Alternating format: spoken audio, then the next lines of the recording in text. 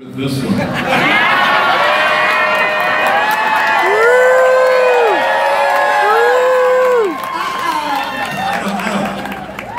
So the pedophile ranch forum that reached out to 17-year-old girl under Haylaw. Give her a hug! Call me her name! Call me Pam! Yay! Call me her name! Say it, Pam!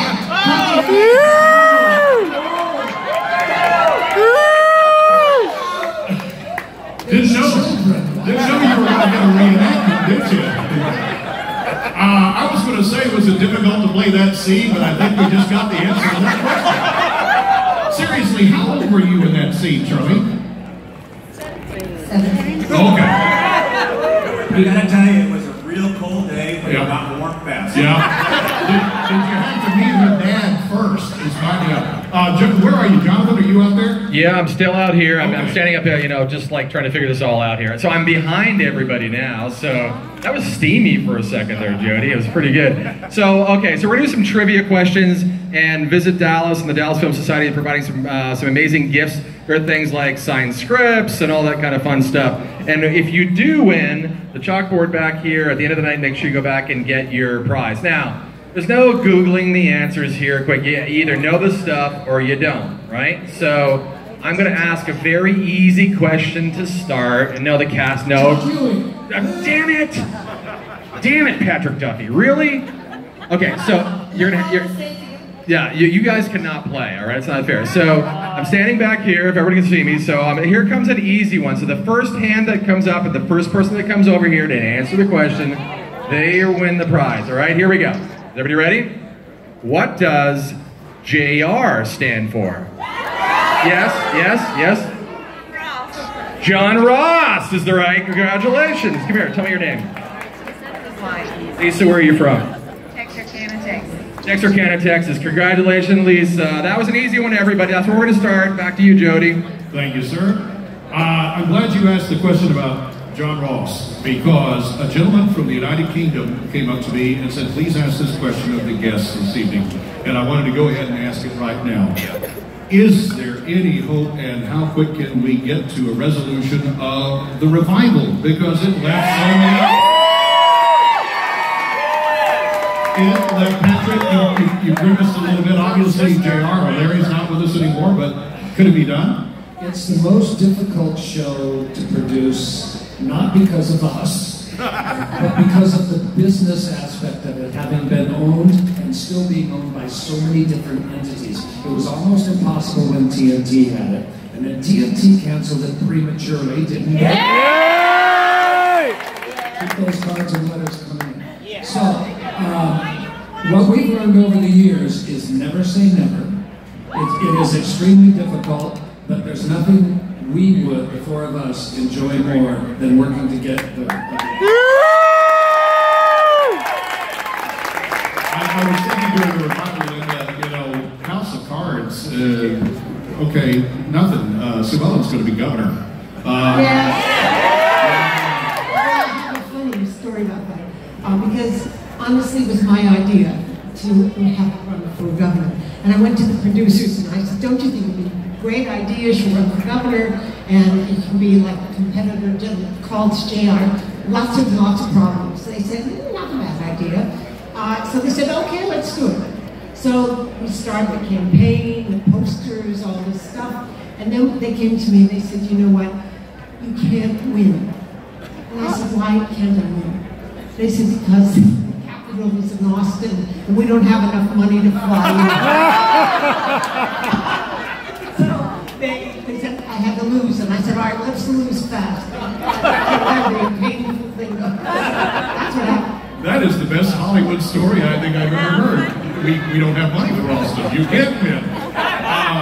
Charlene, when you were 17 years old, obviously, most of us were still in high school, we're doing that sort of thing, and yet you're on national television becoming a world star. That had to be a rush like nobody's business. How did you cope? How did you, at a high G climb like that, how did you adjust?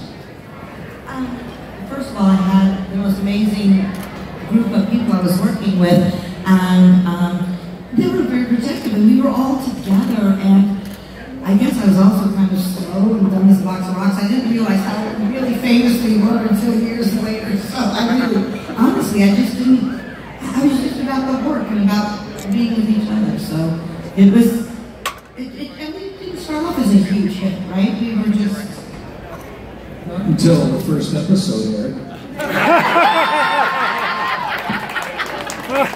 Thank you, Patrick, for having my back, as always. I can only imagine that the drinking sessions after the taping, the stories and the camaraderie. And Steve, I want to come back to you in just a minute. Jonathan, where are you now?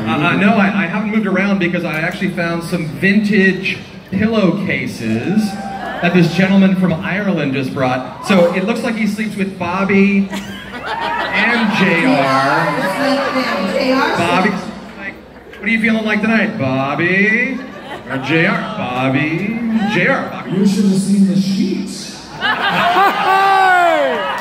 Yeah, we had to burn those, I think. I'm just saying. All right, so we're going to play another clip here, everybody. So I want you to watch this clip, and it's clip number 2. Roll it.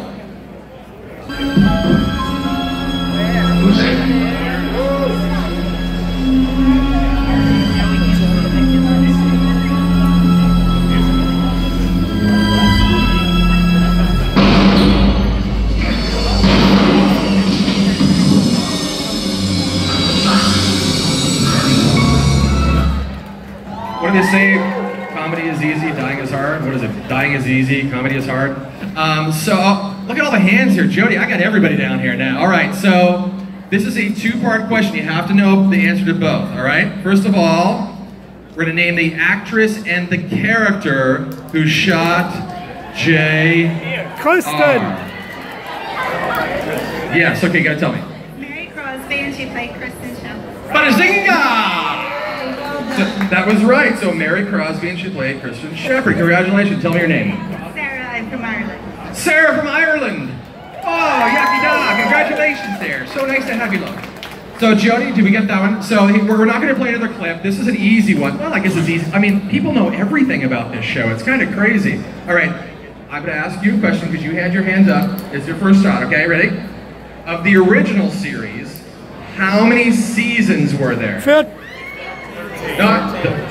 9 is not correct. 13. 13 is not correct. 14 is correct. Congratulations. Tell me your name. Ken Wilson. Wilson, where are you from? Austin, Texas. Austin, Texas, in the house. All right, Jody, so there it is. Back to you. Thank you very much, Steve. Steve, look at these guys. They're always cutting up with each other. All the episodes, can you look back at a favorite that you enjoy the most, or a scene that you shot, maybe with Larry or Patrick or one of the other cast members, you thought to yourself, man, that's why I got into this business? Steve, what do you think?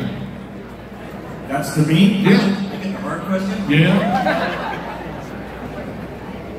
I don't have a favorite episode particularly. I think it has been great to have a chance to play in this show, play this Western character, come down here and make all these friends in Texas, and to have a show that runs for 11, 12 years for me is just the greatest thing. I tell you, one of my favorite moments of the show was when you and Bobby and JR would team up together. And it was like the Sons of Katie Elder. Weapons of Vengeance was the name of an episode. We had a big range war. Yeah. We had going around in jeeps with guns. Yeah. Hey. That had to be a lot of fun. How was it? Shooting somebody besides Larry. Rodeo.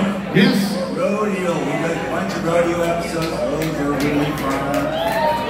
Let me ask Charlene that question. Do you have a favorite? I mean, 14 seasons. Narrow it down on stage right now. Do you have a favorite scene or episode you think back and you go, oh, that's the one I got into this business for?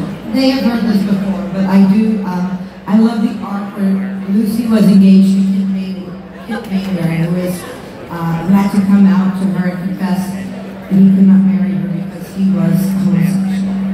And they handled that topic very well, and it was beautiful, and I had a lot of pride in that, and I got to work with a wonderful actor named Mark Reuinion on that, so I liked it. Way to go, son.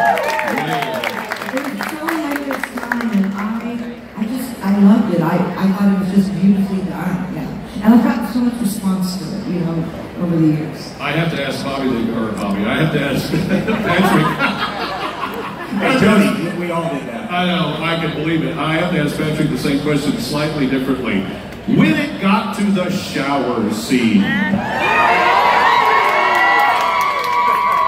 how in God's name did you keep a secret? I mean, surely you must have known it well enough in advance to where you just were bursting, I'm sure. Well, we did two things. We filmed several ways that Bobby was tempted to come back, where bandages come off his head. And we did that on the soundstage where Dalles was shot, with the same crew and everything. Bandages come off, he looks at me and goes, oh, this looks perfect. And is he a real Bobby, is he not a real Bobby? We did a couple of those.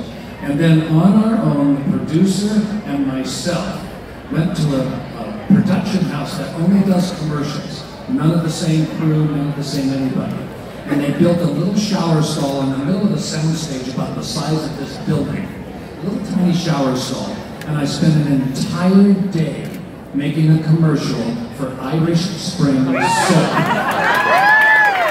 And all I did was turn around, door opens, and I'd say, good morning. And then I would count enough at the freeze frame for the end of the show, and I'd hold up a bar of soap and going, you can have a good morning too. And you wake up like a house with Irish Spring soap.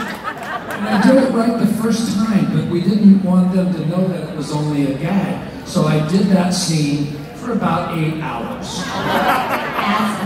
Just to get me turning around when the door opens and saying good morning and starting my career again. That's the price you had to pay to come back. And it was really wrinkled. Then when we walked in here this evening, Steve was asking, okay, I'm sure we shot some episodes here at the Longhorn Ballroom, and I laughed and I said, I think it was one of them where Sue Ellen was off the wagon, and Steve goes, well, there were a few of those. And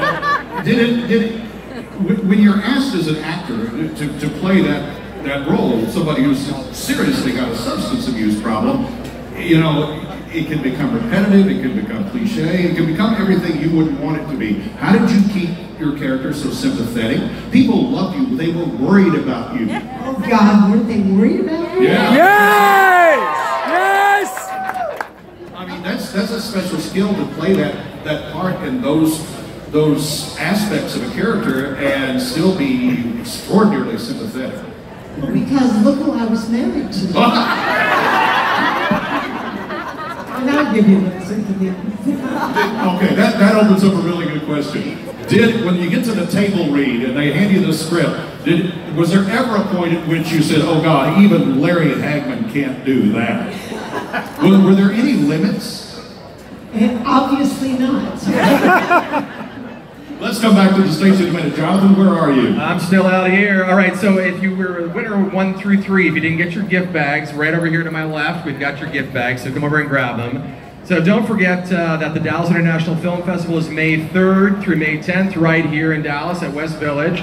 So back in the back here, we've got a Dalles Film Society table. Come buy memberships, support your film and television, just like we're supporting film and television tonight, everybody. So I've got another question. We're going to play, you know, I said that, you know, it takes a city, it takes a village to make a television series. So a lot of people in the room here worked on the show, were in the show over the years. So we're going to play a clip here. And in this scene, if you look at the candy striper in this scene, she is in the room.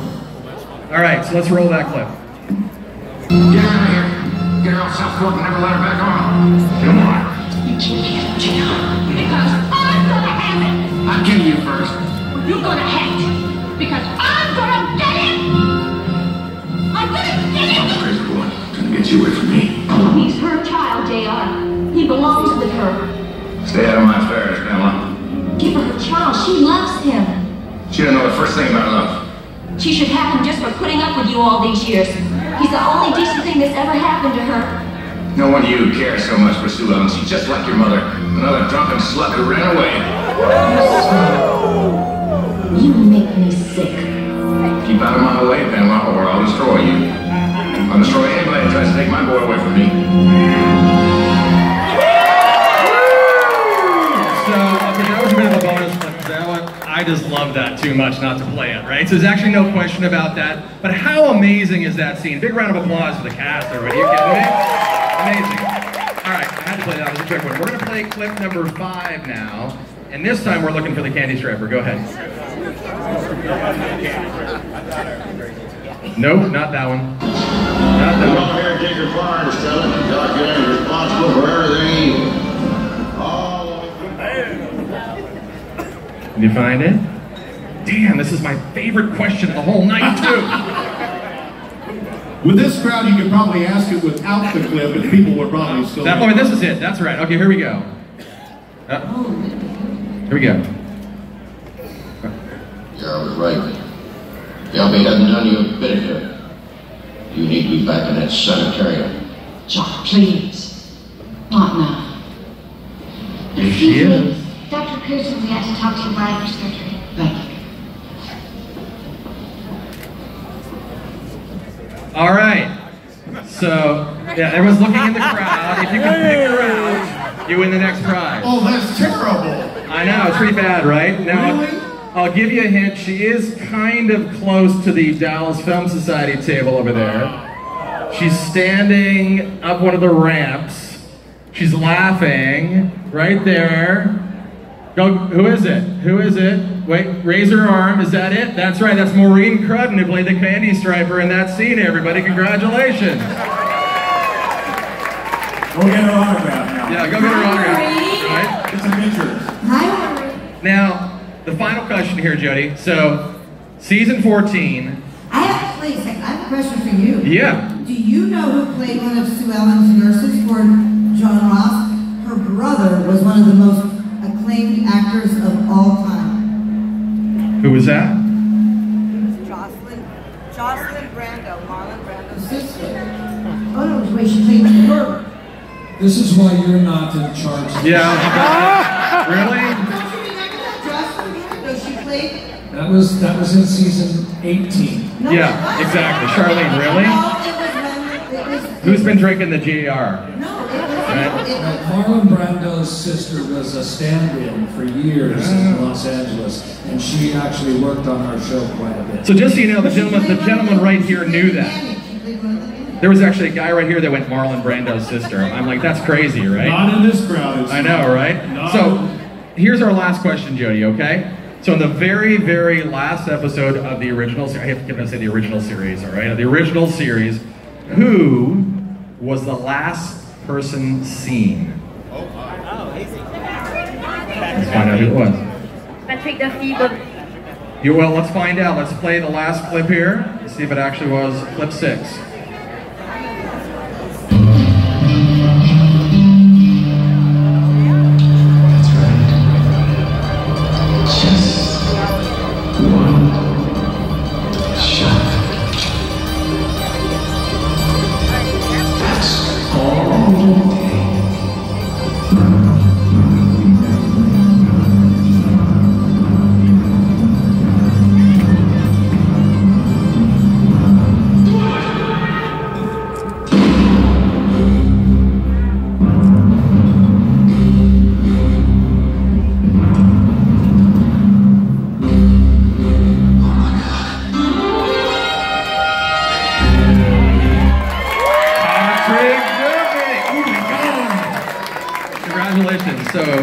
So tell me where you're from. I think I can figure it out, but tell me. France, Congratulations. Tell us your name. Karen. Congratulations, everybody. Thank you for playing trivia. Don't forget to buy your tickets to the Dalles International Film Festival. Let me say something about that shot. Yeah, please, Patrick. Just very quickly. When Bobby ran in there, he was wearing a leather jacket. It's the same leather jacket Bobby Ewing wore in the first shot of the first episode of the mini-series of Dalles. And we did that on purpose. Leonard asked me, because the opening shot was Bobby and Pam driving in the car. And I just watched it! And Leonard wanted to make bookends for the series because he knew we weren't going to get picked up. And so he said, do you still have that jacket? And I said, yeah, somewhere. And he said, bring it for wardrobe, and the last shot's going to be you when you see whether or not JR shot himself. And so I put on that jacket, and I'm wearing the same jacket. It fit a little tighter. But other than that, that's a little piece of trivia you can play with your friends. What a great story. What a great story. Hey, Jody. Yes, sir. Somebody just handed me this beautiful JR belt buckle. Oh. So we should do an extra question, don't you think? Yeah, and then we're going to have a toast to Larry Hagman here in a few minutes, and something special at the back of the room. We have a beautiful Dalles 40th Reunion sign that was specially made in neon, no less. So we're going to do that in a few minutes after we finish here on stage. Go ahead. All right, first of all, tell me your name, sir. Mario Della Casa. And Mario, you just gave me this buckle. Tell me how you're involved. Well, those are friends of mine up there, and I'm also the image artist in Southwark as well. I did all the paintings in Southwark, and then the belt buckle that you have. All right, so this is kind of an interesting trivia question. Why don't you ask it? Who is Linda Gray's niece? Who is, yes, sir? Lindsay Wagner, congratulations, that's right, there's the belt buckle. All right, thank you. All right, Jody, back to you. That's it for us. Thank you, sir. Thank you. How about a big hand for Jonathan, ladies and gentlemen? What a great job they do. Let me wrap this up, and then we do have a special toast that we're going to do at the back of the room for Larry. I can only imagine each of you must have a show blooper reel. Is there a blooper reel out there? A personal, there is? No, we were very serious. Really? I can only imagine when you were shooting scenes like that there were moments where, for whatever reason, you broke up during the scene. The laughter had to be like a waterfall at moments like that. Tell a story. I mean, is there any moment you can think of where you were in the midst of a really serious, dramatic scene and it all just fell apart? Linda, you're nodding your head. Well, I have several. Working with Mr. Hagman for all those years. It was kind of daily. But a very funny one was JR and Sue Ellen were in the bedroom, and things were not going so well. And we had a wonderful, wonderful guy on our set, one of the crew guys, and the crew had hidden him in a closet, and he was naked, and he was very large, and he had a tattoo around his belly button, and it said "Waste King," like the garbage disposal. So Larry and I were doing this scene, a very intense Sue Ellen JR scene, and Larry went to the closet. I think he was leaving. He was storming out of the house, and he opens the closet door, and there is Mongo.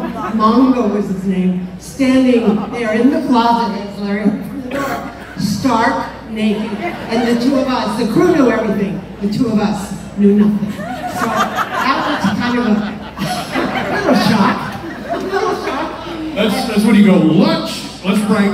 Yeah, that was one of many. Patrick, you were nodding your head too. You seem to recall one that came to mind. That's okay. Oh, now I'm up. Okay.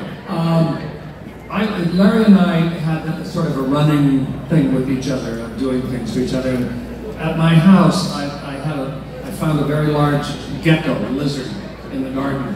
And so I brought it to the set in a paper bag. And Larry and I had a scene where he's in his office and he opens his briefcase and he brings out some paper that says something that's important. And so I put the gecko in there, took him out of the paper bag and put him in his briefcase. And Larry opened the briefcase and the gecko ran up, and for a minute I thought I killed him. I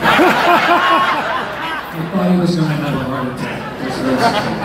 So yeah, but those were the fun moments that you do it and then you turn right around and do the heaviest, most dramatic scene in the world, because you can. Steve, you're a good country boy and you like a good joke, I know, as much as anyone does, but you know, the memories from the set, you were talking a few minutes ago, just working with the greatest castmates of all.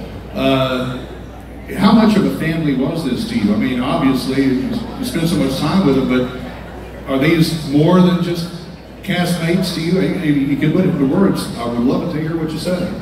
How many of you were here in the winter of 1978 and remember the weather that was here in February? It was like one of the coldest Februaries on record. That was the year that I think they had the Cotton Bowl iced up. Oh, if I remember. We had snow, sleet, ice. Yeah. But we were all in like a really dingy motel that was in North Park.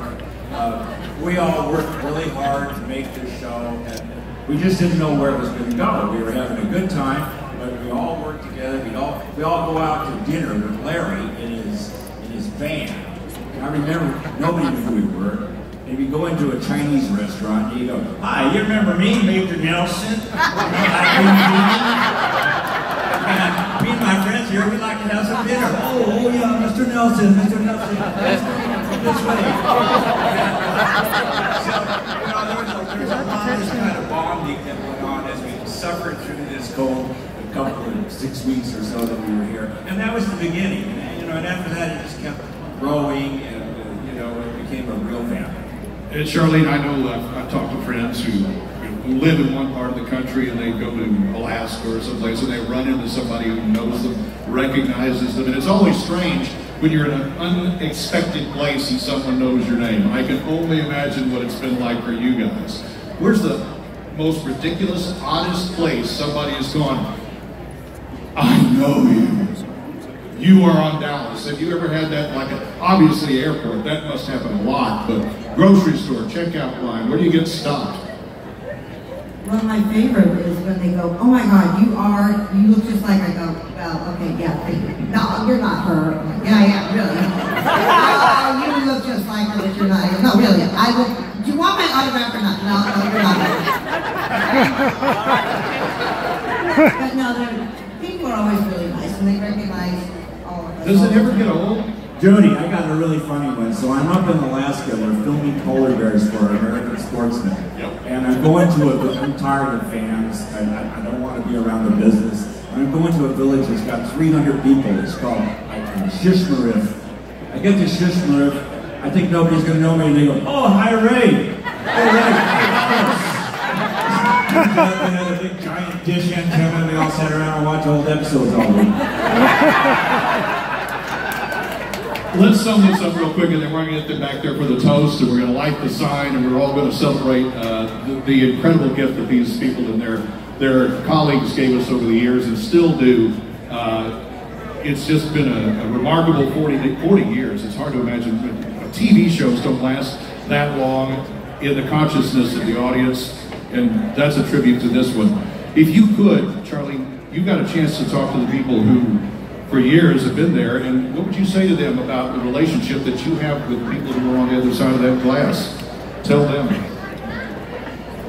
We love you. I love you. Thank you. Thank you very much. We love you too. Patrick, how about you? What would you say to these people now that you got them all in one place? Do what you're still doing. Don't go away. I'm serious. The reason that we survived 20 years off the air and then did the reboot wasn't because we necessarily had any power in Los Angeles to get the job done. It was because people like you, rooms and rooms and countries full of people like you, kept writing, kept petitioning to bring Dalles back, and we came back. So don't go away, because we're not going to go away. We're going to be here for you whenever you want.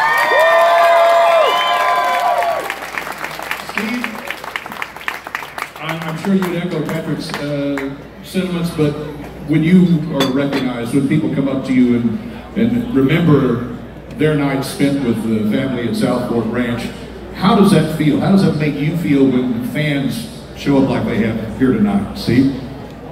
This is me. I'm letting you send us home with the final word. So I'm in a little town called Fillmore the other day with a friend. He doesn't know anything about my career particularly. And I'm having Mexican food. And a guy walks in, he goes, "Oh my God, you're Steve Canale, Dalles, right?" And he makes this big thing, and I'm very flattered. I say, "Thank you, sir." And my friend says, "Well, does that happen all the time?" I said, "Well, no." I said, "Well, out of 100 times, I said, maybe once." But it used to be 100 out of 100. So it's amazing. And we couldn't have had the show without the support of all the fans. I used to think of all of my high school friends that I grew up with, and my neighborhood friends, and I would go to work and I'd say, "Well, this one is for those guys that I played football with, that I grew up with," and that was always important to me. So, Linda, thank you.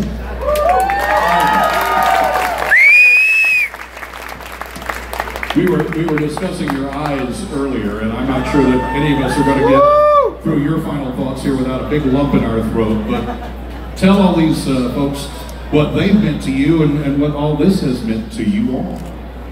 Well, I don't know whether everybody remembers this, but we all flew into Dallas, Texas in 1978 in January. And none of us, except Larry, had been to Texas. And through these years, it has grown and grown. We've seen the city grow from 1978 until today. Such growth, such incredible changes that we've all seen. And the people have become more and more and more supportive. And people tell us all the time that when you all go to Europe or travel anywhere, that you say you're from Dallas, Texas, and they smile. You could be from any other state, and they're going to go, okay, this is your passport, this is your passport. When you say you're from Dallas, Texas, the passport people love you even more. There's a genuine quality about all of you that we have seen since 1978 that has grown and grown and grown. So all of us feel the same way, that we love you, we thank you, and we just love interacting with you. And thank you all for coming today. Ladies and gentlemen, Charlene, Patrick, Linda, and Steve. Give them a big round.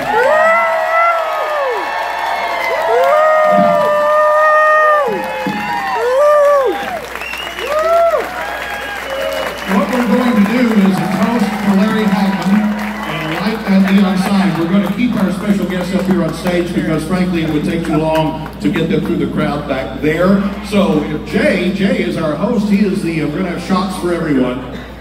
Jay is our host here at the Longhorn Ballroom. He and his company have taken this over and are turning it into what I call a really cool entertainment venue. And there he is. Come on up, man. I think we're going to do the toast up here and light this beautiful sign, and I hope you'll tell us about that. Tell us about the Longhorn, too.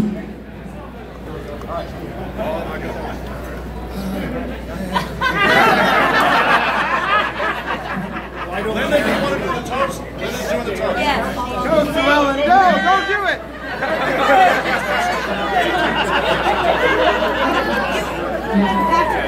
Okay, we have a very special toast. And I don't know whether you all know about it, but you're going to hear about it now, because it's really close to our hearts. Okay, Larry and I traveled everywhere in the world, practically. And every night, no matter where we would be, at sundown, Larry would raise a glass, you know, his favorite champagne, and he would have a toast to the end of the day, to sunset, whatever it was. And he would say two amazing words that nobody knows what in the world they mean, but they have imprinted themselves in our hearts. They're called gong bong. Gong bong. So wherever we were, Patrick, Larry, myself, and Steve and Charlene at sundown. So what I'd love to invite you all to do every night